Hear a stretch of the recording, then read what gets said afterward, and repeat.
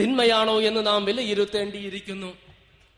മാസങ്ങളോളം ഗർഭപാത്രത്തിൽ ചുമന്ന് നൊന്ത് പ്രസവിച്ച് മുലപ്പാൽ നൽകിയ പിഞ്ചു പൈതലിനെ കടുത്ത ദാരിദ്ര്യത്തിൽ നിന്നും രക്ഷ നേടാനായിട്ട് 50 രൂപയ്ക്ക് വിൽക്കുന്ന മാതാക്കളും ലാളിച്ചു വളർത്തിയ പൊന്നുമകളെ കടുത്ത പട്ടിണിയിൽ നിന്നും രക്ഷ നേടാനായിട്ട് വ്യഭിചാര തെരുവുകളിലേക്ക് എറിഞ്ഞു കൊടുക്കുന്ന മാതാപിതാക്കളും പ്രിയപ്പെട്ടവർക്ക് അസുഖം ബാധിച്ച് ചികിത്സിക്കാൻ പണമില്ലാതെ പണമുണ്ടാക്കാനായിട്ട് ഹൃദയവും വ്രക്കയും വിലക്ക് വിൽക്കുന്ന ഹതഭാഗ്യവാന്മാരും ശിരസിന്റെ മുകളിൽ ഒരു കൂരയില്ലാതെ കൊടും വെയിലത്തും തണുപ്പത്തും തെരുവുകളിൽ താമസിക്കാൻ നിർബന്ധിതരാകുന്ന ദരിദ്രരായ കുടുംബങ്ങളും കടക്കേണിയിൽ നിന്ന് രക്ഷ നേടാനായിട്ട് ആത്മഹത്യ ചെയ്യുന്ന കർഷകരും ഫീസടക്കാൻ പണമില്ലാതെ ജീവനൊടുക്കുന്ന വിദ്യാർത്ഥികളും വിദ്യാർത്ഥിനികളും ചോദ്യചിഹ്നങ്ങളായിട്ട് എന്റെയും നിങ്ങളുടെയും മുൻപിൽ നിൽക്കുമ്പോൾ നാം സമ്പാദിച്ച സമ്പാദ്യം നമ്മുടെ കഴിവ് കൊണ്ടാണെന്നും നമ്മുടെ സാമർഥ്യം കൊണ്ടാണെന്നും നമ്മുടെ ബുദ്ധി കൊണ്ടാണെന്നും അതുകൊണ്ട് ഈ സമ്പത്തിൽ ആർക്കും അവകാശമില്ലെന്ന് പറയുന്നത് അനീതിയാണ്, ക്രൂരതയാണ്. എന്നാൽ ഇസ്ലാം പറയുന്നത് മറ്റൊന്നാണ്. അള്ളാഹു മനുഷ്യ സമൂഹത്തിന് നൽകിയിട്ടുള്ള ജീവനും അള്ളാഹു നൽകിയിട്ടുള്ള ആരോഗ്യവും അള്ളാഹു നൽകിയിട്ടുള്ള സാഹചര്യങ്ങളും അള്ളാഹു നൽകിയിട്ടുള്ള ബുദ്ധിയും കൊണ്ട് നിങ്ങൾ സമ്പാദിച്ച സമ്പാദ്യത്തിന്റെ യഥാർത്ഥ ഉടമ അള്ളാഹുവാണ്. അതുകൊണ്ട് തന്നെ ആ സമ്പത്തിൽ അനാഥകൾക്കും അഗതികൾക്കും വഴിയാത്രക്കാർക്കും ചോദിച്ചു വരുന്നവർക്കും അടിമകൾക്കും കൂരയില്ലാത്തവർക്കും പട്ടിണി കിടക്കുന്നവർക്കും രോഗികൾക്കും വിദ്യാഭ്യാസത്തിന് പണം തേടുന്നവർക്കും അവകാശമുണ്ട് എന്ന് ഇസ്ലാം പ്രഖ്യാപിക്കുന്നു. ഇതുവഴി ഇസ്ലാം മനുഷ്യ സമൂഹത്തോട് കാരുണ്യമാണ് ചെയ്യുന്നത്. ഇവിടെ യാതൊരു സംശയവും വേണ്ട. ധനം ചെലവഴിക്കുക അത് ഏത് രീതിയിലാണ് ചെലവഴിക്കേണ്ടതെന്നും ഇസ്ലാം പഠിപ്പിക്കുന്നുണ്ട്. വാർദ്ധക്യത്തിലെത്തി അസുഖങ്ങൾ ബാധിച്ച് രുചികരമായ ഭക്ഷണം കഴിക്കാനോ ആഡംബര വസ്തുക്കൾ ആസ്വദിക്കാനോ കഴിയാതെ പണത്തോടൊരു സ്നേഹമില്ലാത്ത ആ വാർദ്ധക്യത്തിന്റെയും അസുഖത്തിന്റെയും കാലഘട്ടത്തിലല്ല നിങ്ങൾ പണം ദാനം കൊടുക്കേണ്ടത്. മറിച്ച് യുവത്വത്തിന്റെ തളപ്പിൽ നിങ്ങൾക്ക് രുചികരമായ ഭക്ഷണങ്ങളും ആഡംബര വസ്തുക്കളും വാങ്ങാനെല്ലാ സാഹചര്യവുമുള്ളപ്പോൾ, പണത്തോട് പൂർണ്ണമായ സ്നേഹമുള്ളപ്പോൾ തന്നെ ദാരിദ്ര്യത്തെ ഭയന്നുകൊണ്ട് അള്ളാഹുവിന്റെ പ്രീതി ആഗ്രഹിച്ചുകൊണ്ട് നിങ്ങൾ ദാനധർമ്മങ്ങൾ ചെയ്യുക. അതാണ് യഥാർത്ഥ ദാനധർമ്മം എന്നാണ് ഖുർആൻ പഠിപ്പിക്കുന്നത്. നിങ്ങൾക്ക് പരസ്യമായി ദാനം ചെയ്യാം, എന്നാൽ രഹസ്യമായി ദാനം ചെയ്യുന്നതാണ് കൂടുതൽ ഉത്തമമെന്നും ആ ദാനം ദരിദ്രരാണ് എന്ന് പരസ്യമായി നിങ്ങൾക്ക് തോന്നുന്നില്ല എങ്കിലും യഥാർത്ഥത്തിൽ ദരിദ്രരായ ആളുകൾക്ക് നിങ്ങൾ ദാനം ചെയ്യണമെന്നുമെല്ലാം ഖുർആൻ പ്രഖ്യാപിക്കുകയാണ്. നബി സല്ലല്ലാഹു അലൈഹി വസല്ലം പഠിപ്പിച്ചിരിക്കുന്നു, ലാ യർഹമുല്ലാഹു മൻ ലാ യർഹമുന്നാസ. മനുഷ്യരോട് കാരുണ്യം കാണിക്കാത്തവരോട് അള്ളാഹുവും കാരുണ്യം കാണിക്കില്ല. നിങ്ങൾ വാർദ്ധക്യത്തിൽ 100 ദിർഹം ദാനം ചെയ്യുന്നതിനേക്കാൾ ഉത്തമം നിങ്ങളുടെ യുവത്വത്തിൽ 1 ദിർഹം ദാനം ചെയ്യുന്നതാണ്. നിങ്ങളൊരു വൃക്ഷം നടുക, അതിലെ പഴങ്ങൾ കള്ളൻ കവർന്നെടുത്താലും പക്ഷികൾ ഭക്ഷിച്ചാലും അത് ദാനധർമ്മമാണെന്ന ഉത്ബോധനത്തിലൂടെ ദാനധർമ്മം ജീവിതത്തിന്റെയും വിശ്വാസത്തിന്റെയും ഭാഗമാക്കി തീർത്ത് ഇസ്ലാം. അതിലൂടെ ഇസ്ലാം മനുഷ്യ സമൂഹത്തോട് കാരുണ്യമാണ് ചെയ്യുന്നത്. ദാനധർമ്മം ഒരു മുസ്ലിമിന്റെ മേൽ ബാധ്യതയാക്കി തീർത്തിരിക്കുന്നു.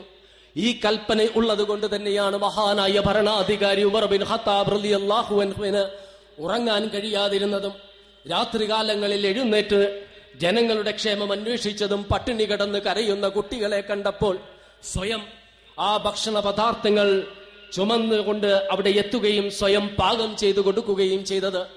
മദീനയിൽ ക്ഷാമം കൊടുമ്പിരിക്കൊണ്ടിരിക്കുമ്പോൾ തന്റെ കച്ചവട സാധനങ്ങൾ അവിടെ എത്തിയ ഉസ്മാൻ റളിയല്ലാഹു അൻഹുവിനോട് ഒരുപാട് ലാഭം നൽകാമെന്ന് പറഞ്ഞിട്ട് പോലും അത് നൽകാതെ അവിടുത്തെ ജനങ്ങൾക്ക് അത് അള്ളാഹു അതിന്റെ 10 ഇരട്ടി പ്രതിഫലം നൽകുമെന്ന് പറഞ്ഞുകൊണ്ട് കൊടുക്കാൻ പ്രേരണ നൽകിയതും മറ്റൊന്നുമല്ല, ദാനധർമ്മം ഒരു മുസ്ലിമിന്റെ മേൽ ഇസ്ലാം ബാധ്യതയാക്കി വെച്ചിട്ടുള്ളത് കൊണ്ടാണ്.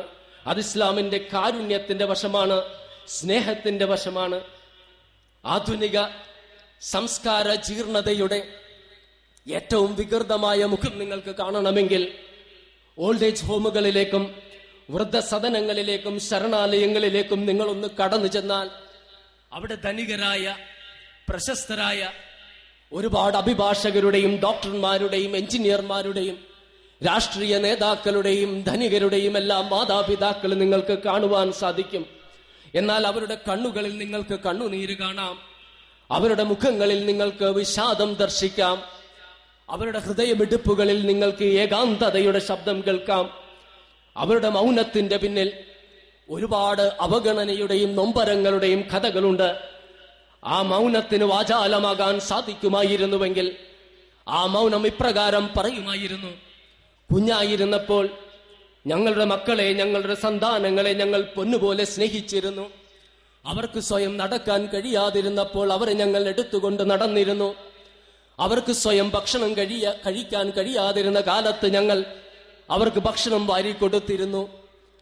ഞങ്ങളെ ബാധിച്ച ഗുരുതരമായ അസുഖങ്ങൾ പോലും ചികിത്സിക്കാതെ അവരെ ബാധിച്ച ചെറിയ ജലദോഷങ്ങൾക്ക് പോലും ഞങ്ങൾ ചികിത്സ നടത്തിയിരുന്നു. കീറിപ്പറഞ്ഞ വസ്ത്രങ്ങൾ ഞങ്ങൾ സ്വയം ധരിച്ചിട്ടാണെങ്കിലും അവർക്ക് നല്ല വസ്ത്രങ്ങൾ ഞങ്ങൾ നൽകിയിരുന്നു. അവരെ രോഗം ബാധിച്ച കാലങ്ങളിൽ ഒരുപോലെ കണ്ണടക്കാതെ രാത്രി മുഴുവനും അവരെ പരിചരിച്ചിട്ടുണ്ട്.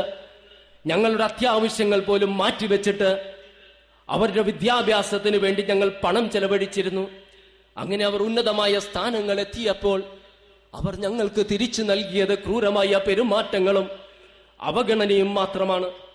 മാതാപിതാക്കളുടെ സമ്പത്തിൽ കണ്ണുവെച്ച് അവരെ ക്രൂരമായി വധിച്ചിട്ടുള്ള സന്താനങ്ങളില്ലേ? മാതാപിതാക്കളുടെ സമ്പത്തിൽ കണ്ണുവെച്ച് അവരെ ഭ്രാന്താലയങ്ങളിലേക്ക് പറഞ്ഞയച്ച സന്താനങ്ങളില്ലേ?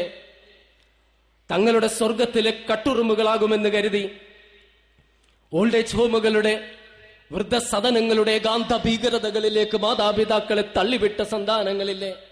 ഇവിടെയാണ് ഇസ്ലാം മാറി നിൽക്കുന്നത്. ഏകനായി അള്ളാഹുവിനെ മാത്രം ആരാധിക്കുക എന്നതാണ് ഇസ്ലാം മുന്നോട്ട് വെക്കുന്ന ഏറ്റവും ഉന്നതമായ സൽക്കർമ്മം. അവനിൽ പങ്കുചേർക്കുക എന്നതാണ് ഇസ്ലാം മുന്നോട്ട് വെക്കുന്ന ഏറ്റവും നീചമായ പാപകൃത്യം. ഇത് ഉണർത്തിയ ശേഷം വിശുദ്ധ ഖുർആനിലെ പല വചനങ്ങളും മാതാപിതാക്കളോടുള്ള കാരുണ്യത്തെയും ബാധ്യതയും സംബന്ധിച്ചുണർത്തുന്നുണ്ട്. അള്ളാഹുവിനെ മാത്രം ആരാധിക്കുക, അവനിൽ പങ്കുകാരെ ചേർക്കരുത് എന്ന് പറഞ്ഞിട്ട് നിങ്ങളുടെ മാതാപിതാക്കൾ, വാർദ്ധക്യത്തിലെത്തിയ മാതാപിതാക്കൾ ഒരാളോ അല്ലെങ്കിൽ രണ്ടുപേരുമോ നിങ്ങളെ അടുത്തു വന്നാൽ അവരോട് ചെയ്യുന്നു പോലും പറയരുത്, അവരോട് കയർക്കുകയും അരുത്, അവരോട് ഏറ്റവും മാന്യമായി സംസാരിക്കണം. എന്നിട്ട് കാരുണ്യത്തിന്റെ ചിറകുകൾ അവർക്ക് വേണ്ടി താഴ്ത്തിക്കൊടുത്തിട്ട് അള്ളാഹുവിനോട് പ്രാർത്ഥിക്കണം: അള്ളാഹുവേ, കുഞ്ഞുനാളിൽ അവർ ഞങ്ങളോട് ചെയ്ത കാരുണ്യത്തിന് പകരമായി നീ അവർക്ക് കരുണ ചൊരിഞ്ഞു കൊടുക്കണമേ എന്ന്. വവസ്വൈനൽ ഇൻസാന ബിവാലിദൈഹി ഹംലതുഹു ഉമ്മുഹു വഹ്നൻ അലാ വഹ്നിൻ വഫിസ്സാലുഹു ഫി ആമൈനി അനിഷ്കുർ ലിവലിവാലിദൈക ഇലയൽ മസീർ. മാതാപിതാക്കളെ സംബന്ധിച്ച് പറയുകയാണ് ഖുർആൻ, ബുദ്ധിമുട്ടിന്റെ മേൽ ബുദ്ധിമുട്ടോടുകൂടി നിന്റെ മാതാവ് നിന്നെ ഗർഭം ചുമന്നു, മുലകുടി നിർത്തിയതാകട്ടെ 2 വർഷം കൊണ്ട്. അതുകൊണ്ട് അള്ളാഹുവിനോടും മാതാപിതാക്കളോടും നന്ദി കാണിക്കണമെന്ന് ഖുർആൻ ഉത്ബോധിപ്പിക്കുകയാണ്. നബി സല്ലല്ലാഹു അലൈഹി വസല്ലം ആവർത്തിച്ച് പറഞ്ഞിട്ടുള്ളൊരു കാര്യമാണ് മാതാപിതാക്കളോട് കാരുണ്യത്തോടുകൂടി പെരുമാറണമെന്ന്.